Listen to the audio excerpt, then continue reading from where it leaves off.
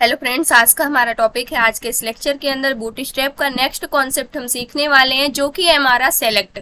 अब जो सेलेक्ट होता है फॉर्म्स के अंदर, इसका क्या यूज होता है। जो सेलेक्ट होता है इसको हम सेलेक्ट टैग बोलते हैं। इसकी हेल्प से हम क्या कर पाते हैं, ड्रॉप डाउन्स को क्रिएट कर पाते हैं। जैसे आप डिफरेंट वेबसाइट के ऊपर फॉर्म्स के अंदर अगर आप देखते हैं तो सिटी को सेलेक्ट करने का या चूज करने का ऑप्शन आता है, कंट्री को सेलेक्ट करने का चूज करने का ऑप्शन आता है, तो एक ड्रॉप डाउन की फॉर्म में आपको डिस्प्ले होता है। तो इसको हम बूटस्ट्रैप की हेल्प से किस प्रकार से डिजाइन करते हैं, इसको हम सीखने वाले हैं। जैसे यहाँ पर डिफॉल्ट में आते हैं तो यहाँ पर आप देख सकते हैं 1 2 3 डिफरेंट ऑप्शन यहाँ पर क्या किए गए हैं, डिजाइन किए गए हैं सेलेक्ट टैग की हेल्प से।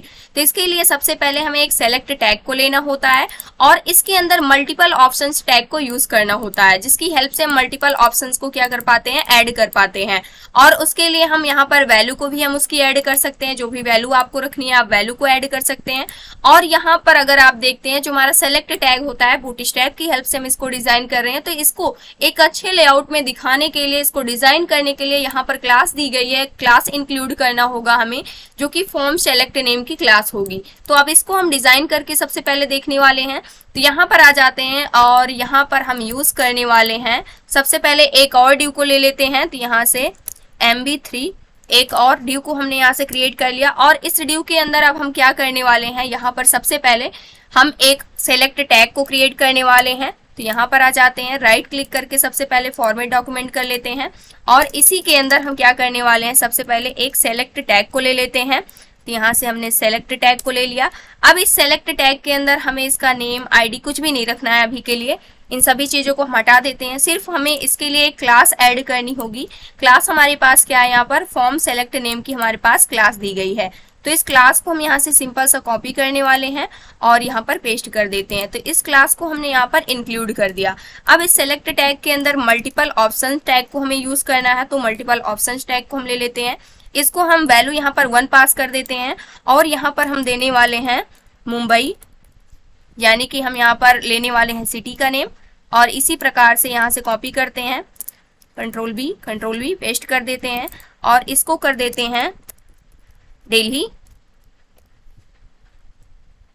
और यहाँ पर करने वाले हैं पुणे, इस प्रकार से।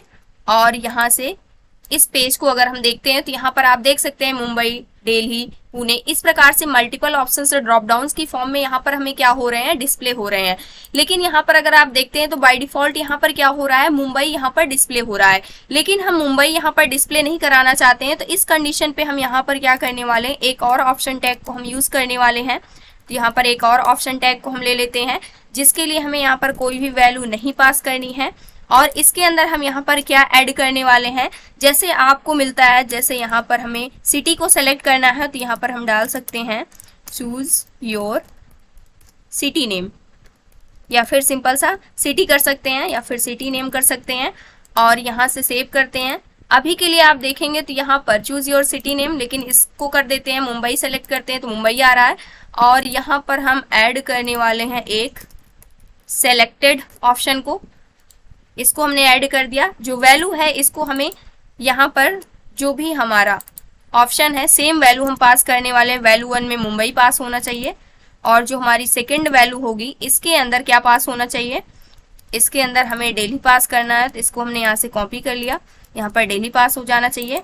और पुणे के लिए क्या वैल्यू पास होनी चाहिए, पुणे ही पास होनी चाहिए। यहाँ से हमने वैल्यू पास कर दी और यहाँ से पेज को रिफ्रेश कर देते हैं। तो सबसे पहले बाय डिफॉल्ट क्या सिलेक्टेड ऑप्शन यहाँ पर आएगा, चूज योर सिटी नेम, इस प्रकार से। और यहाँ से आप अपनी सिटी का नेम क्या कर सकते हैं, चूज कर सकते हैं। तो इस प्रकार से हम सेलेक्ट टैग की हेल्प से डिफरेंट यहाँ पर वेबसाइट के ऊपर जो भी ऑप्शंस हमें डिस्प्ले होते हैं एक ड्रॉप डाउन की फॉर्म में, उसको हम डिजाइन कर सकते हैं।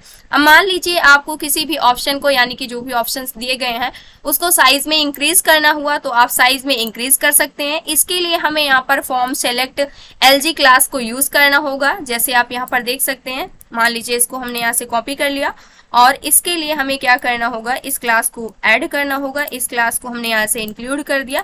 तो आप देख सकते हैं ये ऑप्शन क्या हो गया है, यहाँ पर साइज में इंक्रीज हो चुका है। अगर हमें इसको स्मॉल करना हुआ तो इसके लिए हमारे पास क्लास होती है SM नेम की, तो इसको हम ऐड कर देंगे। तो साइज में क्या हो जाएगा, ये छोटा हो जाएगा। जैसे कि आप यहाँ पर देख पा रहे हैं।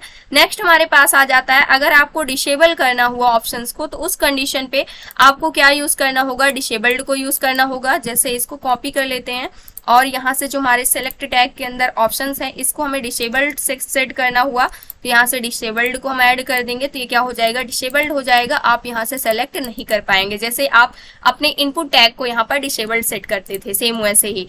तो इस प्रकार से जो हमारा सेलेक्ट टैग होता है ये यूज किया जाता है डिफरेंट वेबसाइट के ऊपर, जो भी हमारे ड्रॉप डाउन्स होते हैं उसको डिजाइन करने के लिए। अब नेक्स्ट लेक्चर के अंदर नेक्स्ट कॉन्सेप्ट को हम सीखने वाले हैं जो हमारे फॉर्म का है, जैसे हमारे check box and radio button जो होते हैं। तो ये था आज का हमारा टॉपिक। आई होप दोस्तों अगर आज की इन्फॉर्मेशन आपको अच्छी लगी हो तो प्लीज वीडियो को लाइक करना, चैनल को सब्सक्राइब करना और दोस्तों के पास शेयर करना।